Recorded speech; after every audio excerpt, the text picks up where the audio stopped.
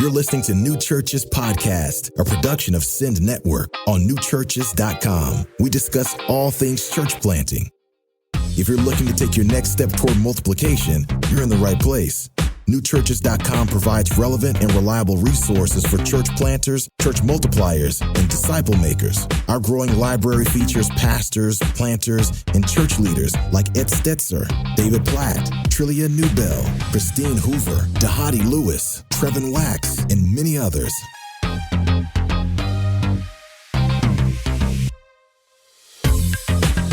Well, hello and welcome everybody to the New Churches Podcast. My name is Noah Oldham and I'm here with Vance Pitman.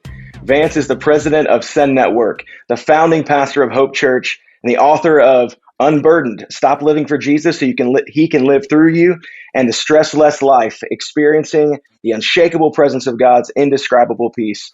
Vance is a seasoned church planter and now the leader of the largest church planting organization in North America. Vance loves church planting leaders, and he wants to inspire people to join in God's eternal redemptive mission of making disciples by multiplying the church all over North America that the nations may come to know him. Vance is married to Christy. They have 4 children, 4 grandchildren, and they live there near Las Vegas. Vance, it is so good to see you, brother.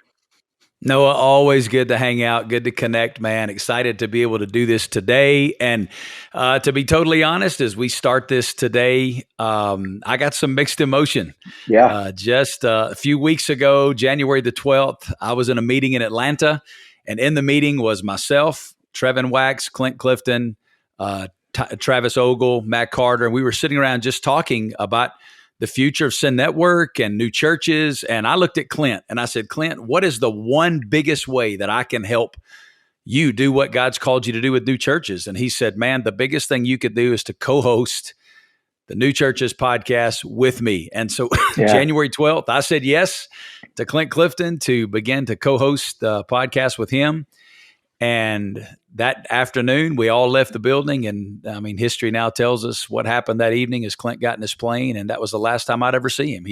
His plane crashed that night and he went home to be with Jesus. And I had the privilege of being at his memorial service. And so I never dreamed I'd be doing the New Churches Podcast. And I sure never dreamed I'd be doing it without Clint.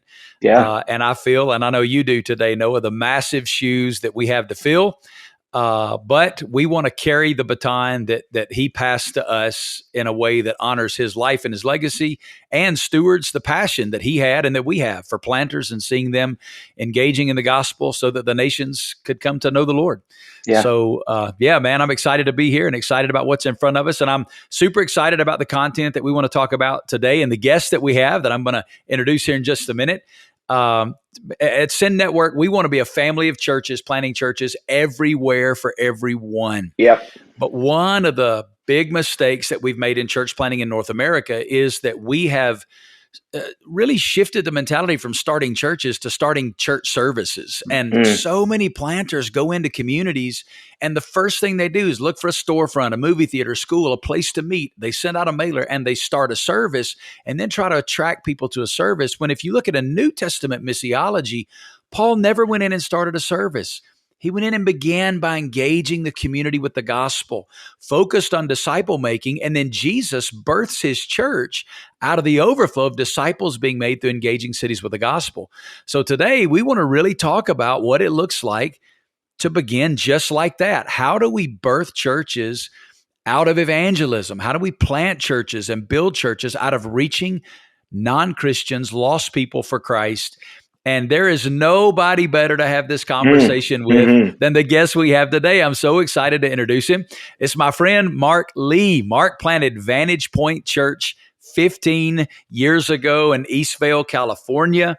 He was not some kind of church planting guru. He'd never done it before, didn't know how to raise support, didn't come out of a mega church. But God has blessed you, Mark, in such a phenomenal way. Now to not only have been used by the Lord to birth Vantage Point, but also to birth 10 churches around the country that Vantage Point has been a part of. Mark is the leader of our LA Sin City team. He's a member of what we call Send Network's lead team of planters, one of the seasoned practitioners that our guys look up to. Mark has a passion to see revival. I love this. Sweep from the west to the east. He's happily married, 5 kids, runs ultra marathons. There's so much I could say about Mark.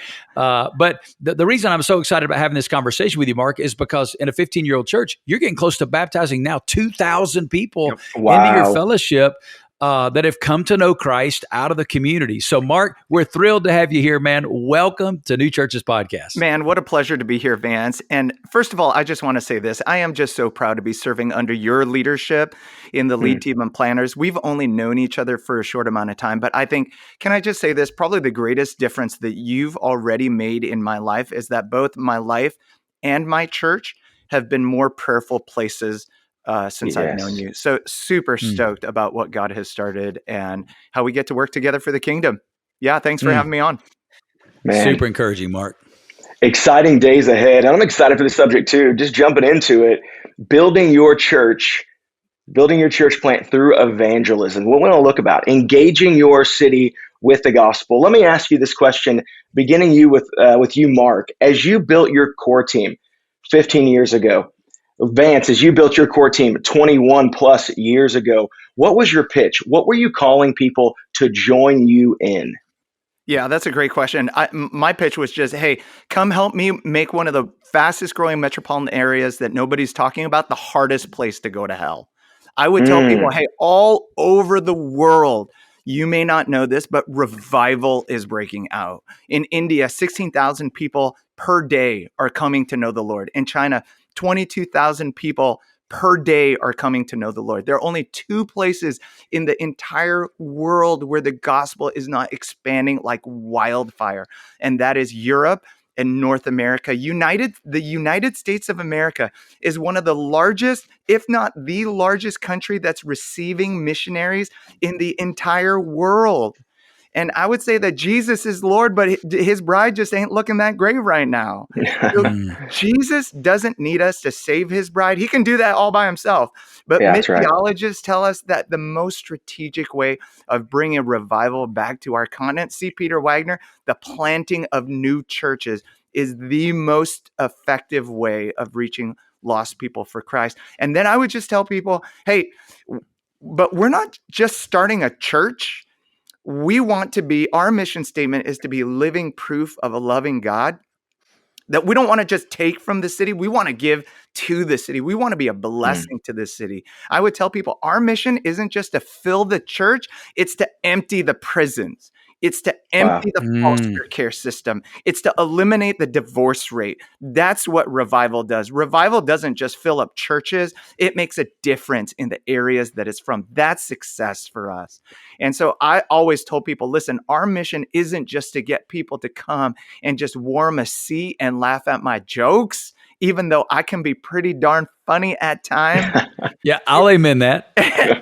It's to get people to not come, but to go to your neighbors, go to the nations. Let's go and plant some churches. And I would say that if you want to spend the rest of your life eating Cheez-Its and mowing your lawn, then go ahead.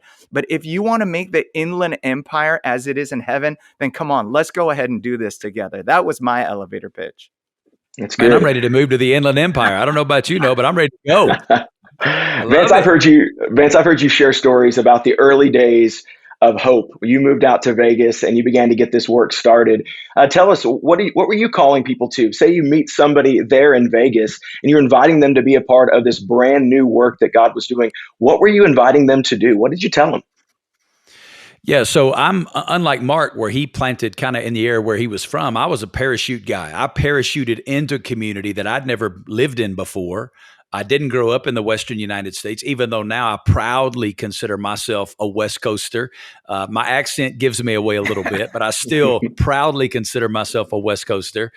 So I was really communicating before I got here, building a team of families to move with us. We were communicating. We actually had 13 families that relocated to Vegas with us. And here was my pitch. It was very similar to what Mark said.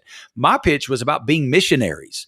Like not to think like members of churches, but to think like we're missionaries in cities. And the way I sold it was, man, we get to go join in God's activity by being missionaries, but We get to do it where you have Chili's and Walmart and Texas Day Brazil and everybody speaks English. Like it's in America. So we moved to a city to think like missionaries. And that's a big shift for a lot of church members and a lot of core team members is they immediately start thinking about church and church membership and church programs and church strategies.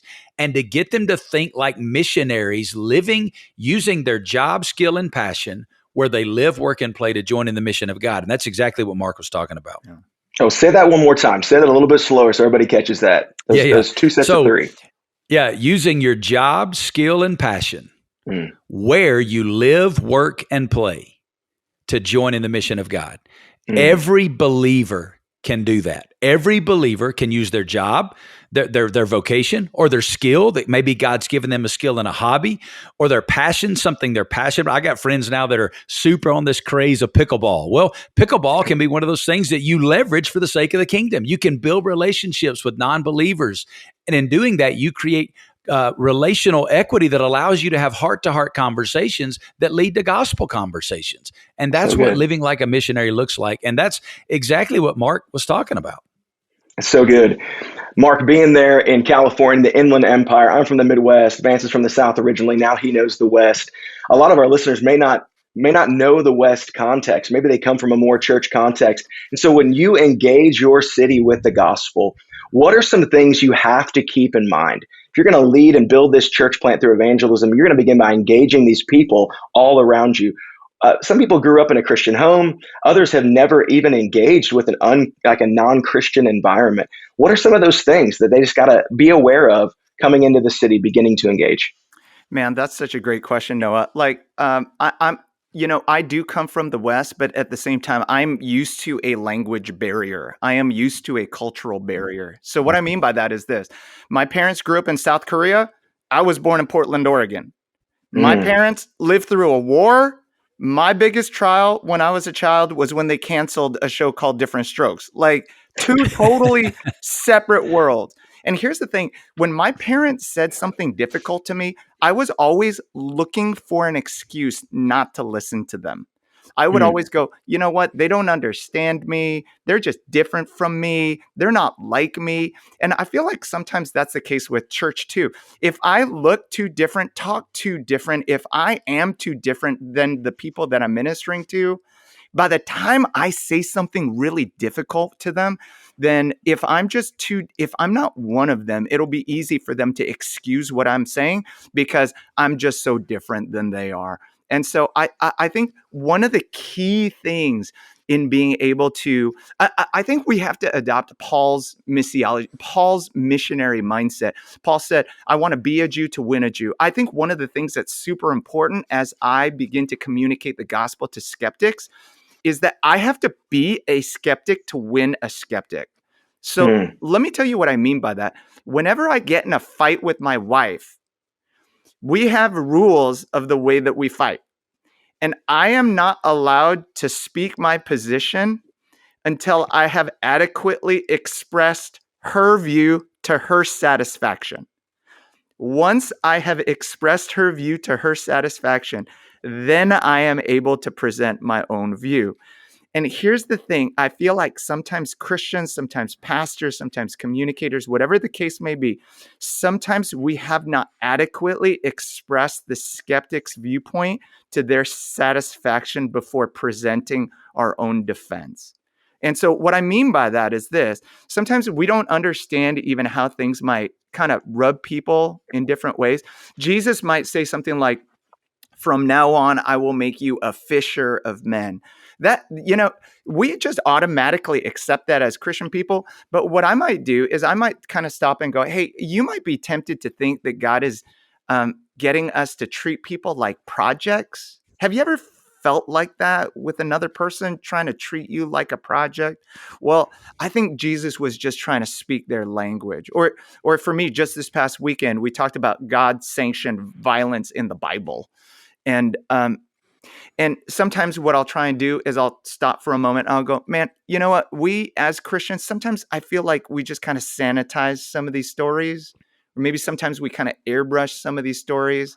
But if I was going if I were going to deny my faith, it might be over some of these issues right here. So I just think it's so important for us to understand our people. Like I'm a prep school kid.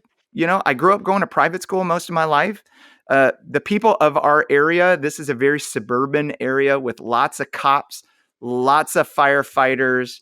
And a cop one time said to me, we don't read books, we shoot at them. And so it's important for me to understand who they are, how to communicate to them. And so oftentimes what I will do is I'll use a lot of emotion. I'll use a lot of humor. I'm not simply just trying to connect. I'm not simply just trying to entertain them, but I'm trying to draw a picture for them in essence. Well, and Mark, I tell you, I've been listening to your series that you're doing right now because I just so enjoy listening to you as a teacher of the Bible.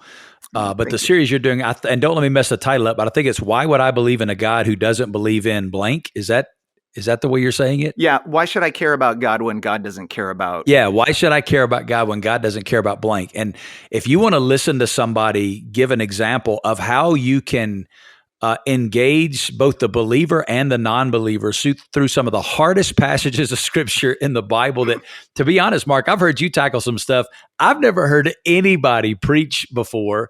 But you've done it in such a phenomenal way that has both edified the believer, but at the same time invited the skeptic to sit at the table and have an intellectual conversation around the word. That I think has been a master class on how to do that. So for those listening, I'd lean into that series. And Mark, so appreciate what you said. And Noah, let me add two things to what Mark said about what you got to keep in mind if we're going to think about engaging the community with the gospel. I think, first of all, for church planners, you have to remember what they're not looking for.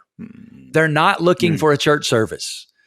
Like maybe if you grow up in Birmingham or Atlanta or Nashville or Memphis in the Bible Belt, you're a lost person that's looking for a church service.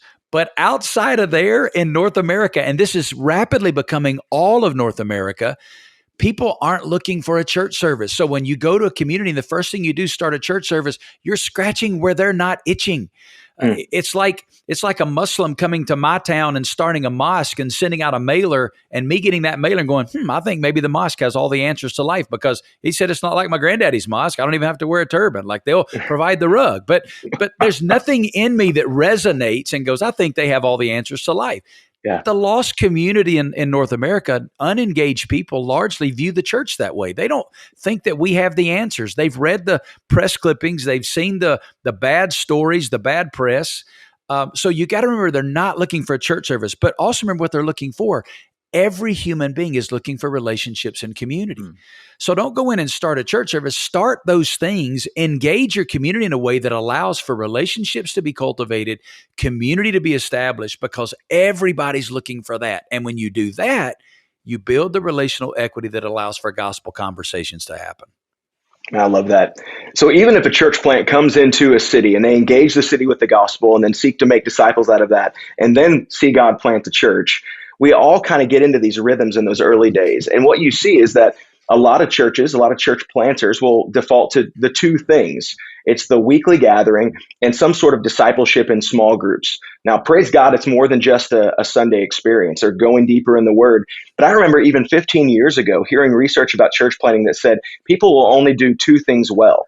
And because they'll only do two things well, you should focus on your Sunday gathering and your midweek small groups of some kind. How do we challenge people to keep that engagement with the city, that evangelism of that one-on-one, sharing the gospel, reaching people where they are? How do we keep that a focus in the midst of that early grind of we're here, we're going now? What would you guys say to that? Well, I think what I would say is that I think there's an age-old adage that if we want other people to feel something, that we have to bleed something. And so I think if we want to be able to engage the gospel and do that consistently, if we want to build just an evangelistic fire in our church, man, it has got to start with us as the pastors and as the lead people. I think the greatest victory that happened in our church is that God gave me a heart of an evangelist. We all want to reach the lost, but I think we want somebody else to do it. And But at the same time, like if I don't have it, then how can I expect my people to have it? Like an early on story for me is that like I'm kind of a preacher by nature, and I'm a people pleaser. So I haven't naturally just kind of excelled in this area of evangelism, but I just knew that that's what God was calling me to do. And so, I don't have a Sunday sermon to write or anything. And I knew that what was going to break down walls was relationships. So I did everything that I could to get out into the community. My office was at Starbucks. I went to a business networking group called La Tip. I would never do something like that, but it was a group of business people who started their businesses. And at the end of the time together, what everybody would do is they would give references for each other. So the dentist would stand up and he would say, hey, a good tip for me, I'm starting a dental practice. And so a good tip for me is if you know somebody, I don't know, who has bad teeth, then you can refer them to me or something like that. The carpet cleaning guy then would stand up and say, hey, if you know somebody with 30 cats, then why don't you go and refer them to me? I stood up and I said, or your local psychologist, whichever. Your local psychologist. That's right. I stood up and said, hey, everybody, I'm a pastor. I'm starting a church. So if you know somebody who's on their 6th marriage, if you know somebody who's an alcoholic, somebody who's the pot smokingest, I don't know if I can use this language here. I used it there. I said, somebody who's the whoremongeringest. Like, if you know that kind of person, then I want you to refer them to my church because we're starting a church for people who don't go to church. And then one lady stood literally right in the middle of the meeting. She stood up and she said, heck yeah. Except she didn't say heck. She actually used another word. And she was the first person to ever come to Christ at Vantage Point. Wow. Let's go. And Vantage Point hadn't even started. It was awesome. my relationship with her. It was my ability to kind of like get past the walls of church as I knew it and to become kind of like you were talking about, Vance, leverage those relationships that we had in the community to have gospel conversations like that.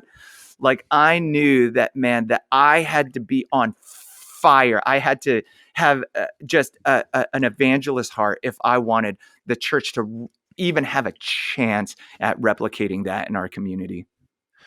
I would press even further on that, Mark, and say that what you're really articulating is really an issue of Christ likeness. Because when you look at Jesus's life in the Gospels, Jesus's life revolved around 3 relationships: his relationship with the Father, his relationship with his disciples, and then thirdly, his relationships with people that were far from God. And so many of us as Christians get caught up in the relationship with the Father and the relationship with the disciples. That's right. And we think we have to have a special gifting to do this thing called evangelism. But evangelism is simply who Jesus is being fleshed out in my life. If I'm not evangelistic, that's not an evangelism issue in my life. That's a Christ likeness issue in my life. And Mark, you live that out so well because it's just who you are in Christ. It's Christ in you, living himself through you in an authentic way. And I think often when we talk about the gifts of evangelism, we somehow create this category that people feel like they're excluded from when we're really talking about Christ likeness. Now, I do believe that there are people that have greater giftings as evangelists, people like you, Mark, that God calls to plant churches. Some have greater giftings as evangelists. Yep. But all of us have Christ in us that is seeking and saving the lost. He's still doing that through our lives today. And I think, Noah, we talk about how do we maintain this culture. It's about continuing to teach people that and then creating opportunities like Mark had with that business meeting. But we have to create opportunities within our church that allow people to live that out because many will never choose that on their own.